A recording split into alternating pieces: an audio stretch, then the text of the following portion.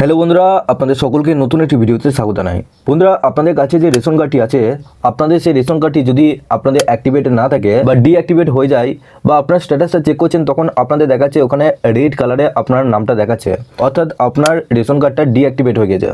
সেই ration card থেকে আপনারা কোনো মালপত্র তুলতে পারবেন না বা রেশন আপনারা পাবেন না।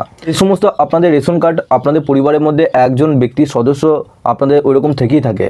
তো আপনারা কিভাবে নিজের বাড়িতে বসে আপনাদের রেশন কার্ডটা ডিঅ্যাক্টিভেট থেকে আপনারা অ্যাক্টিভেট করবেন, তো চলুন এই ভিডিওটির মাধ্যমে আপনাদের সমস্ত ডিটেলসে জানাবো। আপনাদের কী কী ডকুমেন্ট লাগছে, কীভাবে অনলাইনে আপনারা আবেদন করবেন এবং আপনাদের কত দিনের মধ্যে আপনাদের অ্যাক্টিভেট হয়ে যাবে কার্ডটি, সেটাও আপনাদের সমস্ত ডিটেলসে জানাবো। আগে আপনাদের কাছে একটা রিকোয়েস্ট করবো, চ্যানেলে নতুন হলে চ্যানেলটিকে অবশ্যই সাবস্ক্রাইব করে বেল নোটিফিকেশনটি অল করে রাখবেন এই ধরনের নতুন কিছু আপডেট সবার আগে পাওয়ার জন্য। আর যারা আগে থেকে সাবস্ক্রাইব করে রেখেছেন তাদেরকে অসংখ্য ধন্যবাদ। তো চলুন বন্ধুরা, ভিডিওটি শুরু করা যাক। তো বন্ধুরা, সবার প্রথম আপনাদেরকে জানিয়ে কি, আপনাদের যে ডিঅ্যাক্টিভেট কার্ডটি রয়েছে সেই কার্ডটা অ্যাক্টিভেট করার জন্য সবার প্রথম আপনাদের এই অফিসিয়াল ওয়েবসাইটে আসতে হবে। এই ওয়েবসাইটের লিঙ্ক আমি নিচে ডেসক্রিপশনে দিয়ে রাখবো, আপনারা ডাইরেক্ট ওই লিঙ্কে ক্লিক করে এই পেজে চলে আসবেন এবং আপনার পারলে অবশ্যই নিচে ডেসক্রিপশনে আমাদের হোয়াটসঅ্যাপ গ্রুপ এবং আমাদের টেলিগ্রাম গ্রুপের সাথে যুক্ত হয়ে যাবেন। ওখান থেকে প্রত্যেকদিন আপনার আপডেট এবং লিঙ্ক পেয়ে যাবেন। তো এই পেজে আসার পর একটু নিচে আসবেন, নিচে আসার পর এখানে দেখুন apply for new ration card, এই অপশানে ক্লিক করবেন, কারণ আপনাদেরকে সবার প্রথম লগ ইন অপশানে আপনাদেরকে আসতে হবে। এখানে দেখুন ফর এক্সিস্টিং অ্যাপ্লিক্যান্ট, এই অপশানে ক্লিক করলেন। এই অপশানে ক্লিক করার পর এখানে দেখুন আপনার রেশন কার্ডের সাথে যে মোবাইল নাম্বারটা লিঙ্ক করা আছে সেই মোবাইল নাম্বারটা এখানে বসাবেন, দিয়ে গেট ওটিপি অপশানে ক্লিক করবেন। আপনার সেই মোবাইলে একটা ওটিপি আসবে, সেই ওটিপিটা বসানোর পর সাবমিট করবেন। তো বন্ধুরা, কিছুটা আপনাদের এরকম একটা পেজ কিন্তু চলে আসবে। এখানে দেখুন আপনাদেরকে যেটা বলছিলাম, আপনাদের সবার প্রথম আপনাদের সমস্ত মেম্বারদের রেশন কার্ডের নামগুলো কিন্তু এখানে দেখাবে এবং ক্যাটাগরি দেখাবে এবং সবার লাস্টে দেখুন স্ট্যাটাস বলে একটা থাকবে, এখানে অ্যাক্টিভেট আছে কিনা এখানে আপনাদেরকে দেখাবে। আপনাদের এই যে আপনাদের গ্রিন কালারের ছবির সাথে যদি রেড কালার থাকে, সেক্ষেত্রে জানবেন সেই ব্যক্তির রেশন কার্ডটা ডিঅ্যাক্টিভেট আছে। অর্থাৎ এখানে দেখুন আপনাদের এখানে একটা রেড কালারের একটা আপনাদের কালার দেখতে পাচ্ছেন, এই কালারে দেখুন এই ব্যক্তির রেশন কার্ডটা ডিঅ্যাক্টিভেট হয়ে আছে। তো এই ডিঅ্যাক্টিভেটটা আমি অ্যাক্টিভেট করবো। আপনারা কি করবেন, আপনারা সবার নিচে চলে আসবেন। নিচে আসার পর এখানে দেখুন অ্যাপ্লাই ফর ফর্ম 15, এখানে আপনারা যে ফর্ম 15 যে অপশানটা দেখতে পাচ্ছেন, nomination form for drawing ration, অর্থাৎ এই ফর্ম 15 ফিল আপ করে আপনাদের যে ডিঅ্যাক্টিভেটটি আছে সেটা অ্যাক্টিভেট হবে। এখানে কি করবেন, এখানে অ্যাপ্লাই নাও অপশানে আপনাদেরকে ক্লিক করতে হবে। যখনই অ্যাপ্লাই নাও অপশানে ক্লিক করলেন, তখনই আপনাদের এরকম কিন্তু একটা পেজ চলে আসবে। এখানে আপনাদের সমস্ত মেম্বারদের এখানে নাম চলে আসবে এবং আধার ভেরিফিকেশান এখানে ভ্যালিডেট আছে কিনা সেগুলো এখানে আপনারা দেখতে পারবেন। যাদের আধার ভেরিফিকেশান হয়নি তাদের এখানে ডিঅ্যাক্টিভেট দেখাবে।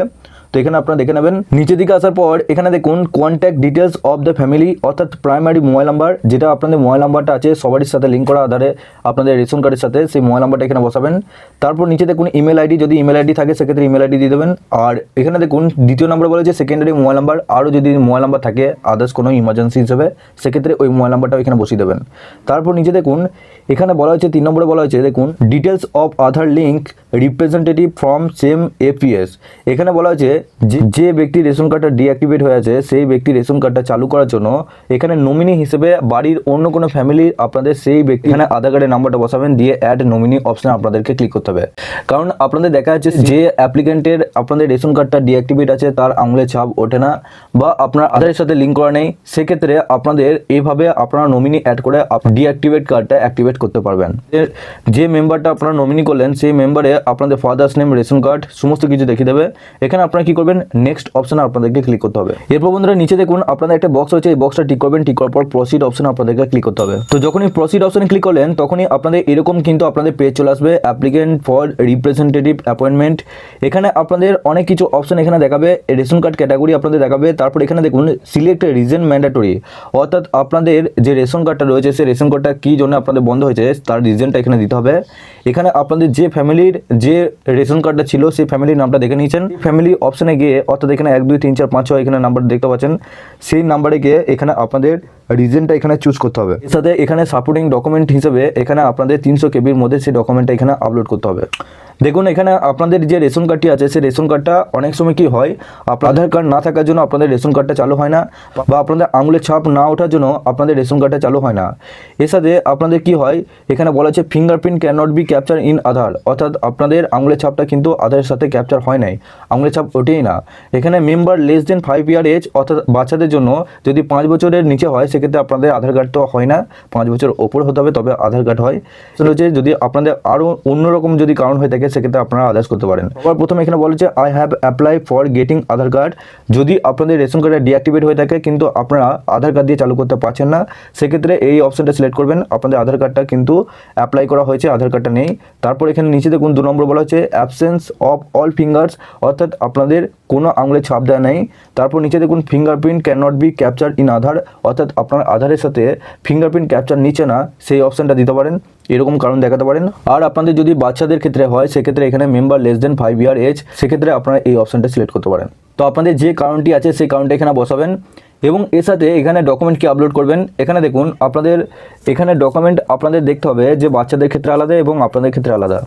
আপনাদের যদি রেশন কার্ডে ডিঅ্যাক্টিভেট হয়ে থাকে, আধার কার্ড যদি না থাকে, সেক্ষেত্রে আপনাদের অন্য কোনো ডকুমেন্ট দিতে পারেন। সেক্ষেত্রে ভোটার কার্ডও হতে পারে, আপনাদের জন্ম সার্টিফিকেটও হতে পারে বা আপনাদের প্যান কার্ডও হতে পারে।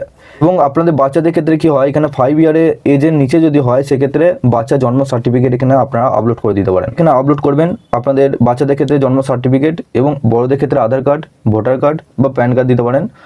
এখানে আপনাদের ডকুমেন্টটা আপলোড করার পর এবং অবশ্যই আপনাদের ফাইলটা 300 কেবির মধ্যে আপলোড করতে হবে, পিডিএফ বা জেপিজি ফাইলে। ফাইলটা আপলোড করার পর এখানে সাবমিট অপশানে আপনাদেরকে ক্লিক করতে হবে। তো সাবমিট করার পর এখানে কিন্তু আপনাদের ফর্মটা অ্যাপ্লাই হয়ে গেল। এরপর আপনাদের নিজেদের স্ট্যাটাসটা চেক করতে হবে। তো স্ট্যাটাসটা চেক করার জন্য আপনারা সবার প্রথম আপনারা অফিসিয়াল ওয়েবসাইটে আসবেন। এই ওয়েবসাইটে আসার পর এখানে দেখুন check status of ration card application, এই অপশানে আপনাদেরকে ক্লিক করতে হবে। তো যখনই এই অপশানে ক্লিক করলেন তখন এখানে দেখুন সিলেক্ট ফর্ম টাইপ, এখানে আপনাদের 15 নম্বর যে ফর্মটা রয়েছে সেই 15 নম্বর ফর্মটা সিলেক্ট করবেন। এখানে দেখুন আপনাদের এরকম কিন্তু স্ট্যাটাস দেখিয়ে দেবে। সবার প্রথম অ্যাপ্লিকেন্ট নেম, আপনার নাম দেখাবে, অ্যাপ্লিকেন্ট নাম্বার দেখিয়ে দেবে।